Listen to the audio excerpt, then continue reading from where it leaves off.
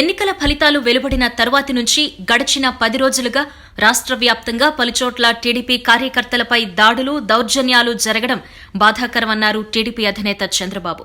Party నేతలు, కార్యకర్తలతో తన నివాసంలో నిర్వహించిన భేటీలో చంద్రబాబు ఆవేదన వ్యక్తం చేశారు. వర్తమాన రాజకీయ అంశాలు, ఎన్నికల తర్వాతి పరిణామాలపై చర్చించిన తరువాత ఒక ప్రకటన విడుదల చేశారు. ఫలితాలు వెలువడ్డాక పలుచోట్ల టీడీపీ కార్యకర్తలపై దాడులు చేయడాన్ని, ఆస్తులు ధ్వంసం చేయడాన్ని ఖండిస్తున్నాం. గత 37 ఏళ్లలో తెలుగుదేశం పార్టీ అనేక ఎన్నికలను చూసింది. ఒకసారి మేం గెలిస్తే మరోసారి మరో పార్టీ గెలిచింది. కానీ ఎప్పుడూ ఎన్నికలు కాగానే ఇలా దాడులు, దౌర్జన్యాలు జరగలేదు.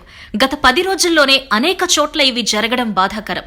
శిలాఫలకాలు ధ్వంసం చేయటం, జెండా దిమ్మలు, స్వాగత ద్వారాలు పగలకొట్టడం సరైంది కాదు.